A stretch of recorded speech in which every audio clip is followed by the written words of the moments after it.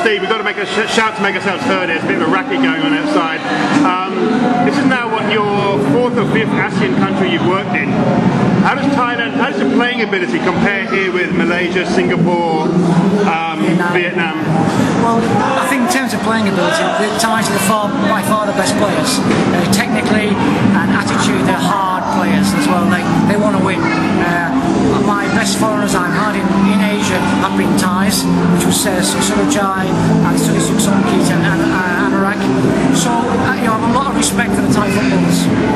Why do you think that is? Why do you think that maybe the Thais are a bit more professional than, for example, a country like Singapore or Vietnam?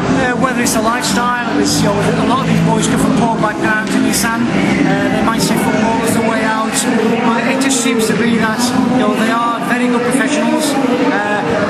When you're here in Thailand, you hear people say they're not professional, but believe me, the national team boys, for example, top class. No drinking, no smoking, never a discipline problem. I've worked with Peter Reid and Brian Robson, and they're always saying the same thing. They're really, really good professionals. All right, now we're just about halfway through the season here. Apart from Wang Tong and Chonburi, the same as last season, which teams have caught your eye this time around? Well, basically, Muangthong and Chonburi, as you say, they've got the best players. When they play, there's 90% of the national team there. So logically, they will do it. But Bangkok Glass are well organised. Pattaya are probably punching above their weight at the moment.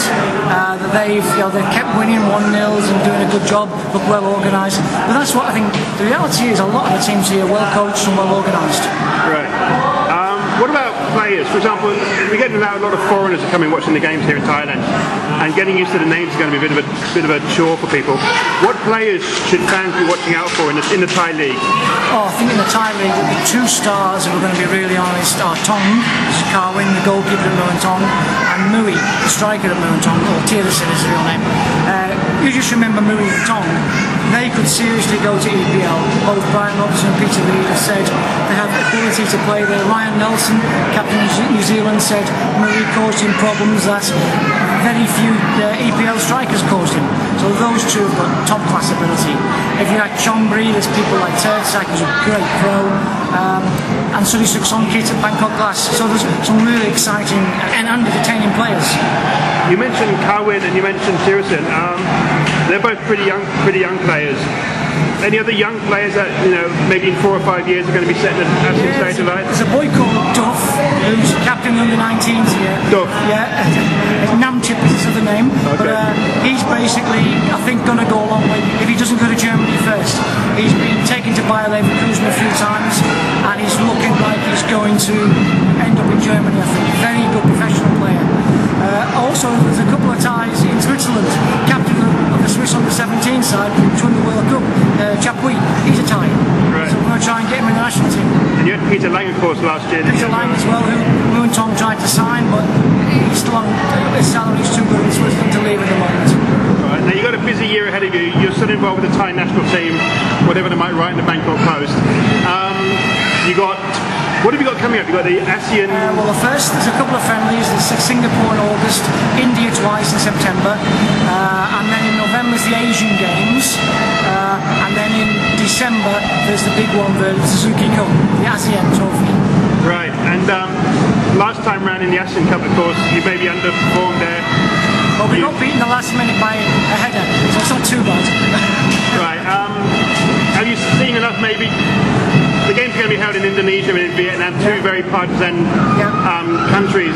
Does it make a big difference kind of playing places like Jakarta or Hanoi for the young lads? It does. Well, last time we played in Indonesia, about 60,000 there, and we won easily. I think players like big crowds. I mean, when we played at Meeting Stadium in the final, fantastic atmosphere, 1-1 to the last minute, and Convin is another good player who should be looked out for in Vietnam, but he's just done an ACL. I mean, it boosts good players. Good players love big crowds. Right. There was a bit of controversy about you last year, and I seem to recall reading in one of the heavier Bangkok newspapers, the Bangkok Post, I think, saying that you'd gone on a tour somewhere and you should be punished. Were you punished for that event, and what was all that about? I don't read the papers. Like most footballers here and most coaches, you don't read the papers. As long as the players are happy, your fellow coaches, your fellow peers, that's all that matters.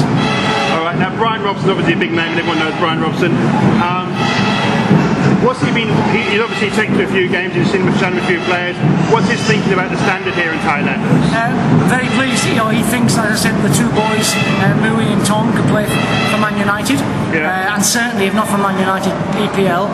And there's a couple of others like Prem and Meow and Mai. I can't use their names, easy to say. Who could certainly play Championship football. All right, Steve. Thanks a lot for your time. Let's go back and watch the game. Yeah. Come.